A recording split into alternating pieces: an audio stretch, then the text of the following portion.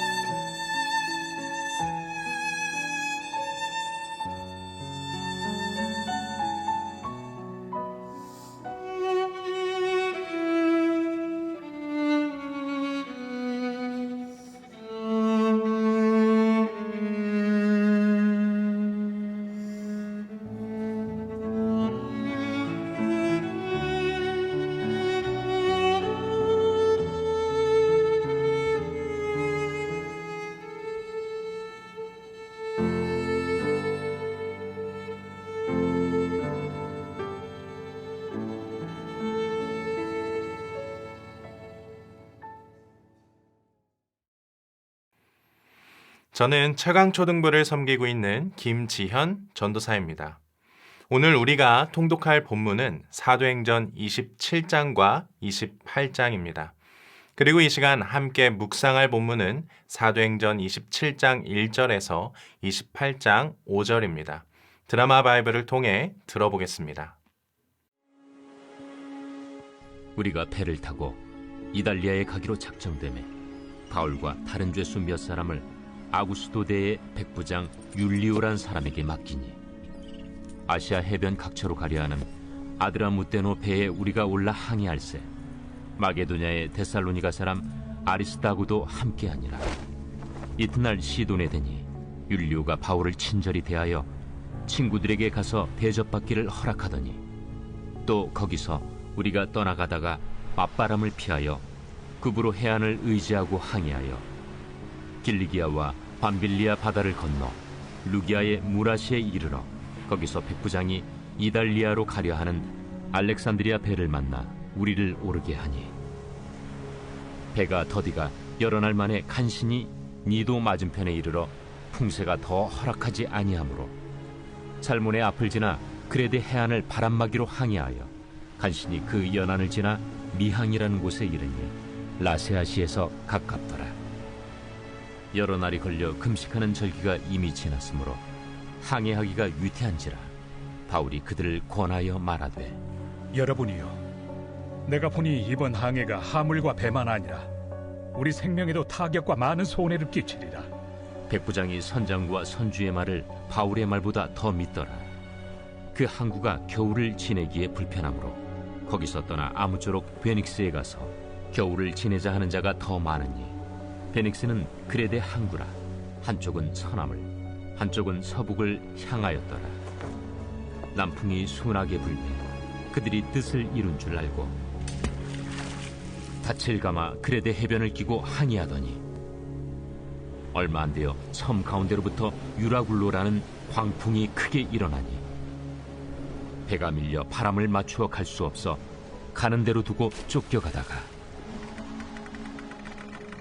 가우다라는 작은 섬 아래로 지나 간신히 거루를 잡아 끌어올리고 줄을 가지고 선체를 둘러감고 수르디스에 걸릴까 두려워하여 연장을 내리고 그냥 쫓겨가더니 우리가 풍랑으로 심히 애쓰다 이튿날 사공들이 짐을 바다에 풀어버리고 사흘째 되는 날에 배의 기구를 그들의 손으로 내버리니라. 여러 날 동안 해도 별도 보이지 아니하고 큰 풍랑이 그대로 있음에 구원의 여망마저 없어졌더라. 여러 사람이 오래 먹지 못하였음에 바울이 가운데 서서 말하되 여러분이여, 내 말을 듣고 그레데에서 떠나지 아니하여 이 타격과 손상을 면하였더라면 좋을 뻔하였느니라. 내가 너희를 권하노니 이제는 안심하라. 너희 중 아무도 생명에는 아무런 손상이 없겠고 오직 배뿐이리라. 내가 속한 바 곧 내가 섬기는 하나님의 사자가 어젯밤에 내 곁에 서서 말하되 바울아, 두려워하지 말라. 네가 가이사 앞에 서야 하겠고 또 하나님께서 너와 함께 항해하는 자를 다 내게 주셨다 하였으니 그러므로 여러분이여 안심하라. 나는 내게 말씀하신 그대로 되리라고 하나님을 믿노라. 그런즉 우리가 반드시 한 섬에 걸리리라. 열나흘째 되는 날 밤에 우리가 아드리아 바다에서 이리저리 쫓겨가다가 자정쯤 되어 사공들이 어느 육지에 가까워지는 줄로 짐작하고 물을 재어보니 20길이 되고 조금 가다가 다시 재니 15길이라. 암초에 걸릴까 하여 고물로 단 넷을 내리고 날이 새기를 고대하니라. 사공들이 도망하고자 하여 이물에서 닻을 내리는 채하고 거룻배를 바다에 내려놓거늘 바울이 백부장과 군인들에게 이르되 이 사람들이 배에 있지 아니하면 너희가 구원을 얻지 못하리라. 이에 군인들이 거룻줄을 끊어 떼어버리니라. 날이 새어가매 바울이 여러 사람에게 음식 먹기를 권하여 이르되 너희가 기다리고 기다리며 먹지 못하고 줄인 지가 오늘까지 열나흘인즉 음식 먹기를 권하노니 이것이 너희의 구원을 위하는 것이요 너희 중 머리카락 하나도 잃을 자가 없으리라. 떡을 가져다가 모든 사람 앞에서 하나님께 축사하고 떼어 먹기를 시작하며 그들도 다 안심하고 받아 먹으니 배에 있는 우리의 수는 전부 276명이더라.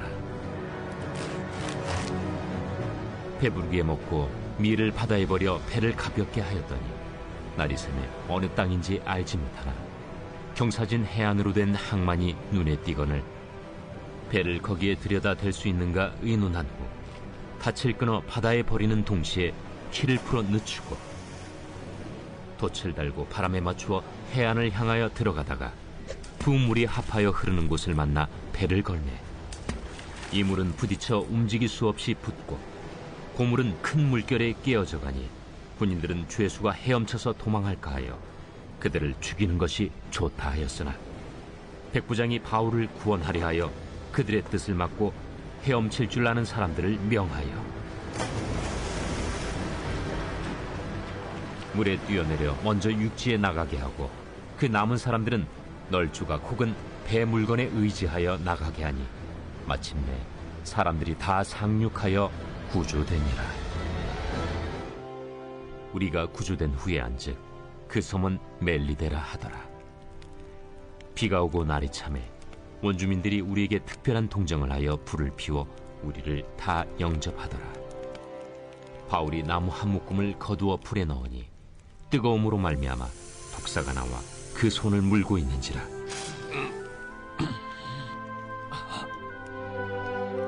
원주민들이 이 짐승이 그 손에 매달려 있음을 보고 서로 말하되 진실로 이 사람은 살인한 자로다. 바다에서는 구주를 받았으나 공의가 그를 살지 못하게 함이로다. 바울이 그 짐승을 불에 떨어 버리매 조금도 상함이 없더라. 오늘은 죽을 수도 있다는 두려움이라는 말씀 제목으로 함께 은혜를 나누고자 합니다. 살아있는 사람에게 찾아오는 죽을 수도 있다는 두려움은 사람의 이성을 마비시킵니다. 저는 대학교 1학년 때 이성이 마비되는 두려움을 경험한 적이 있습니다. 저는 그 당시 교회 중고등부 선생님으로 여름 수련회에 참여했었습니다. 약 10명 남짓 되는 아이들과 함께 신나게 찬양하고 예배드리며 신앙의 좋은 추억들을 만들었습니다. 그리고 교회로 돌아오는 길에 잠시 목사님과 아이들과 대천 해수욕장에 들렸습니다. 그날따라 파도도 잠잠하고 사람도 많지 않고 물의 온도도 적당해서 우리가 놀기에는 참 좋았습니다. 1시간 정도 지났을까요? 제가 남자아이들과 신나게 놀고 있을 때에 여자아이들 3명이 튜브 하나를 타고 멀리 나가는 것이 보였습니다. 저는 깜짝 놀라서 아이들에게 그만 돌아오라고 외쳤습니다. 그런데 아이들이 괜찮아요 쌤 하면서 오히려 저를 피해 멀리 나갔습니다. 저는 마음이 다급해져서 뒤쫓아가는데요. 아이들이 웃으며 이렇게 말하기 시작했습니다. 쌤, 발이 안 닿아요. 도와주세요. 그 상황 속에서 아이들은 어찌나 장난스러운지요. 저만 사색이 되어서 이쪽으로 헤엄쳐 오라고 소리치며 열심히 달려갔습니다. 그리고 얼마 후 아이들이 타고 있던 튜브를 다행히 잡았습니다. 그리고 뒤를 돌아 한 발자국을 내딛는데 큰 문제가 생겼습니다. 제 발이 안 닿는 거예요.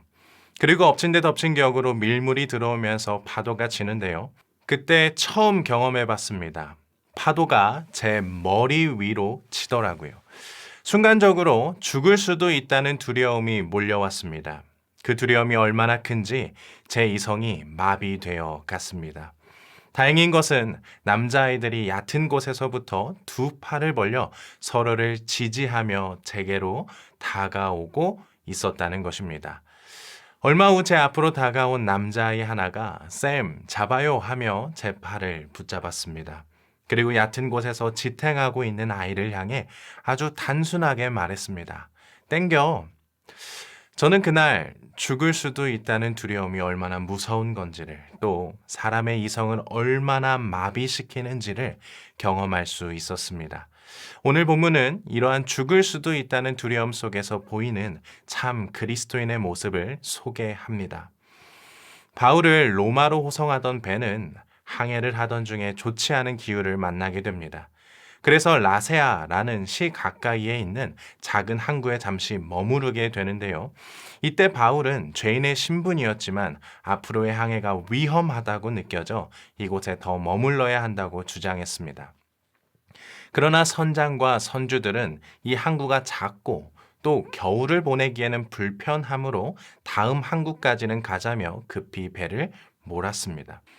한동안 남풍이 순하게 불어 그들의 항해가 순조로운 것처럼 보였습니다.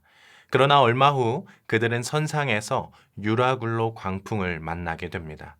사람들은 순간적으로 두려움에 휩싸였습니다. 그래서 가장 먼저 개인의 짐과 배의 기구들을 바다에 다 던졌습니다. 하지만 여러 날이 지나도 상황은 나아지지 않았습니다. 20절의 성경은 당시의 상황을 이렇게 묘사합니다. 큰 풍랑이 그대로 있음에 구원의 여망마저 없어졌더라.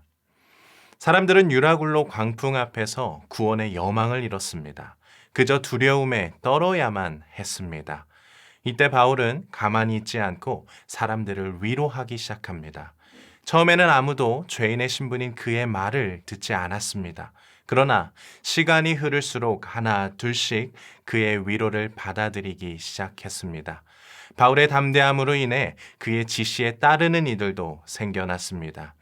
이후에도 어려움은 계속되었지만 바울의 지시를 따른 결과 사람들은 안전하게 구조될 수 있었습니다. 우리는 이 말씀을 통해 참 그리스도인의 모습을 보게 됩니다. 유라굴로 광풍 앞에서 사람들의 이성은 마비되어 갔습니다.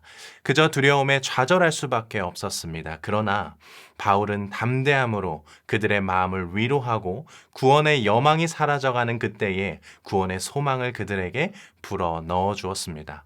솔직히 바울이 유라굴로 광풍을 잠재울 힘은 없었습니다. 예수님과 같이 바람과 파도를 잠잠케 하는 능력도 없었습니다. 그러나 그에게 단 한 가지가 있었습니다. 그는 25절에 이렇게 고백합니다. 나는 하나님을 믿노라. 바울도 역시 죽을 수도 있다는 두려움 앞에서 마음이 어려웠을 것입니다. 하지만 그가 다시 마음을 바로잡고 담대하게 나아갈 수 있었던 것은 그의 초점이 유라굴로라는 환경이 아닌 하나님께 초점을 맞추고 있었기 때문입니다. 그의 내면에 하나님을 향한 흔들리지 않는 믿음이 있었기 때문입니다. 우리도 우리의 인생길에서 이러한 수많은 유라굴로 광풍을 만나게 됩니다. 때로는 가정에서, 직장에서, 사람들과의 관계에서, 수많은 삶의 자리에서 우리를 두렵게 하는 이 광풍을 맞닥뜨리게 됩니다. 그때마다 우리의 초점이 그 환경에 맞춰져 있다면 우리의 믿음은 흔들릴 것입니다. 그러나 우리의 초점이 하나님을 향하고 있다면 우리의 믿음은 굳건한 반석 위에 서게 될 것입니다. 사랑하는 성도 여러분, 앞으로는 그 모든 순간에 초점을 하나님께 맞추시길 소망합니다. 그리고 바울과 같이 나는 하나님을 믿노라 고백하며 믿음의 한 걸음을 내딛길 소망합니다. 그리고 정말 중요한 것, 주위를 둘러보며 구원의 여망을 잃은 자들을 위로하고 그리스도의 구원의 소망을 불어넣는 여러분 모두가 되시길 주님의 이름으로 축복합니다. 우리 이 시간 함께 기도했으면 좋겠습니다. 수많은 유라굴로 광풍 앞에서 남들과 같이 두려움에 떠는 것이 아니라 믿음으로 반응하게 해달라고 기도하겠습니다. 그리고 기도가 마친 후에 말씀에 대한 여러분들의 묵상은 댓글을 통해 나누어 주셨으면 좋겠습니다. 제가 마무리 기도하고 함께 기도하겠습니다. 사랑이 많으신 하나님 아버지, 우리는 인생길에서 수많은 유라굴로 광풍을 만나게 됩니다. 그러나 그 환경에 초점을 두는 것이 아니라 우리와 함께 하시는 주님께 초점을 두게 하여 주시옵소서. 발과 같이 그 순간에 믿음으로 반응하게 하여 주시옵소서. 나를 지키시고 보호하실 하나님을 믿으며 담대하게 믿음의 한 걸음을 내딛게 하여 주시옵소서.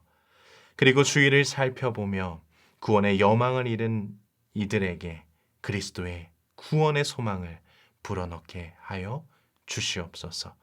감사하오며 예수 그리스도의 이름으로 간절히 기도드립니다. 아멘.